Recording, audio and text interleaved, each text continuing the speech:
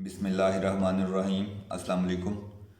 रमज़ानुल मुबारक शुरू होने में कुछ ही दिन रह गए हैं और आजकल सबसे ज़्यादा क्वेश्चन ये किया जा रहा है कि जो क्रोनिक पेशेंट्स हैं, यानी ऐसे पेशेंट जो क्रोनिक डिजीज़ में मुब्तला हैं, जैसे शुगर या किसी को हार्ट का प्रॉब्लम है और या गुर्दों वगैरह का प्रॉब्लम है, तो क्या ऐसे मरीज़ रोज़ा रख सकते हैं या नहीं। आज की वीडियो में हम डिस्कस करेंगे कि शुगर के मरीज़ जो रोज़ा रखना चाह रहे हैं वो रमज़ान मुबारक के दौरान अपनी शुगर की दवाई को और खाने की रूटीन को किस तरह एडजस्ट करें। मेरा नाम डॉक्टर उमर फ़ारूक है और मैं कंसल्टेंट फिजिशियन हूँ। शुगर के वो मरीज़ जिनकी शुगर कंट्रोल है और तकरीबन पिछले 3 माह से उनको कोई हाइपोग्लाइसीमिक अटैक नहीं हुआ, यानी उनकी शुगर एक ख़ास मकदार से नीचे नहीं गई, तो वो रोज़ा रख सकते हैं।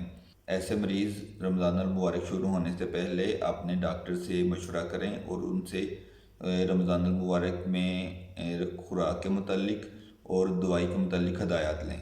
अगर किसी वजह से ऐसे मरीज़ अपने डॉक्टर से रमज़ान मुबारक से पहले नहीं मिल सकते, तो उनके लिए कुछ बातें हैं जो आज हम डिस्कस करेंगे कि वो अपनी खुराक को किस तरह एडजस्ट करेंगे और अपनी जो दवाई खा रहे हैं उसको किस तरह एडजस्ट करेंगे।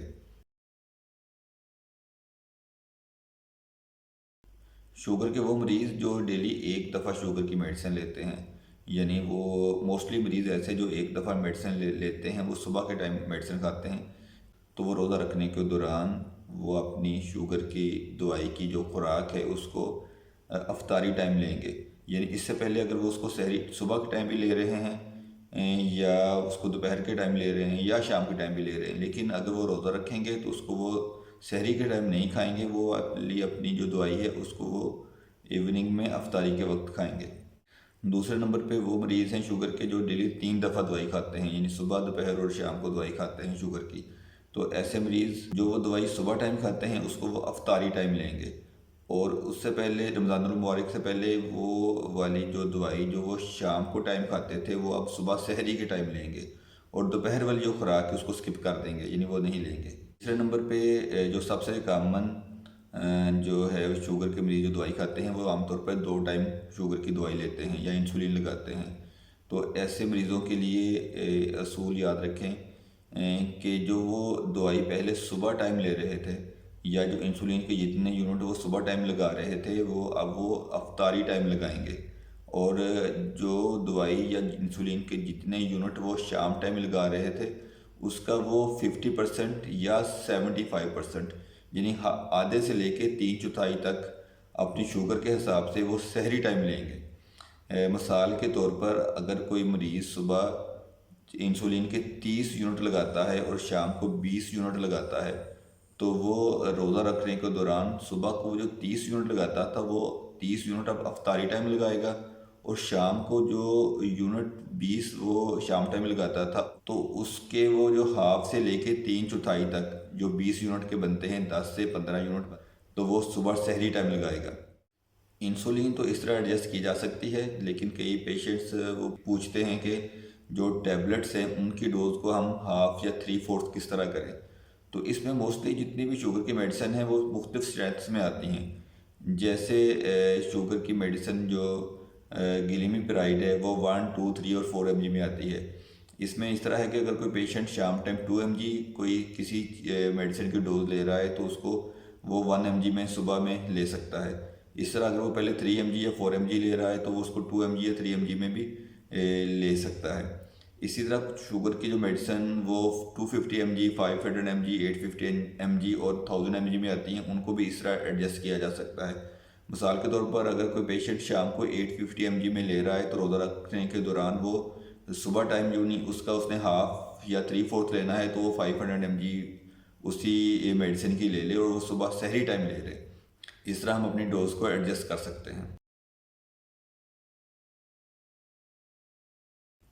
शुगर के मरीज़ सुबह के टाइम यानी सहरी के टाइम रोटी या पराठा खा सकते हैं।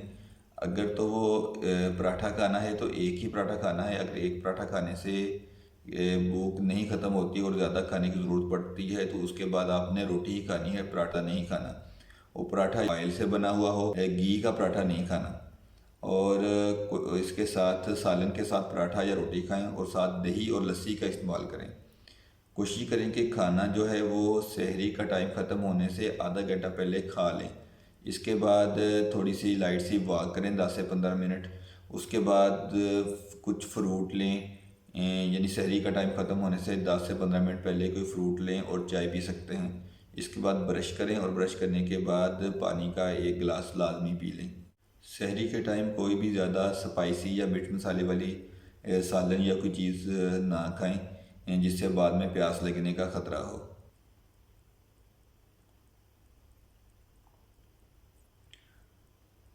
अफ्तारी के टाइम एक खजूर के साथ रोज़ा अफ्तार करें।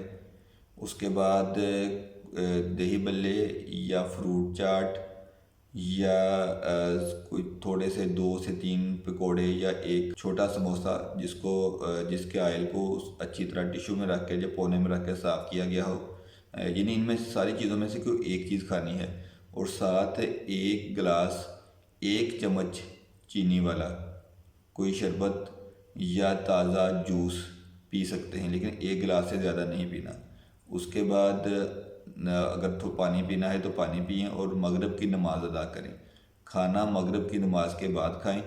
और जो मेडिसिन हम खाने से पहले शुगर की कोई जो मेडिसिन जो हम खाने से पहले खाते हैं वो अफ्तारी के बाद नमाज़ पढ़ने से पहले ले लें। और नमाज़ पढ़ने के बाद आधे घंटे के बाद या 15-20 मिनट के बाद रात का खाना खा लें। रात का खाना खाने के बाद भी जो है वो बैठे ना या लेटे ना, थोड़ी सी चहलकदमी लाजमी कर लें ताकि खाना हज़म हो जाए और मैदे पे ज़्यादा बोझ महसूस ना हो। इसके अलावा रात सोने से पहले भी कोई फल ज़रूर खाएं, और रात को भी वक्तन फ़क्तन थोड़ा पानी पीते रहें, ताकि डिहाइड्रेशन ना हो, क्योंकि शुगर के मरीज़ को डिहाइड्रेशन होने के चांसेस भी ज़्यादा होते हैं। वीडियो के एंड पे मैं अपनी पहले वाली बात को दोबारा रिपीट करूंगा कि सबसे बेहतर तो ये है कि अगर आप शुगर के मरीज़ हैं या किसी और क्रोनिक बीमारी में मुब्तला हैं तो रमज़ान अल मुबारक शुरू होने से पहले अपने डॉक्टर से ज़रूर मिलें और उसके मशवरे से रोज़ा रखें और उसकी हदायत के मुताबिक अपनी दवाई को और अपनी खुराक को एडजस्ट करें। ये जो वीडियो बनाई है इसका मकसद ये है कि वो मरीज़ जो अपने किसी वजह से अपने मुआलिज से नहीं मिल सके, इस दौरान डॉक्टर से नहीं मिल सकते रमज़ान मुबारक शुरू होने से पहले, तो उनकी रहनुमाई के लिए थी।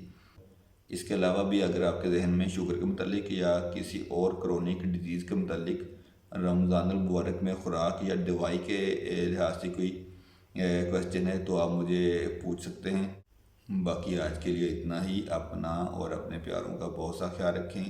अल्लाह ताला हमारा हामी नासिर हो। अल्लाह हाफिज़।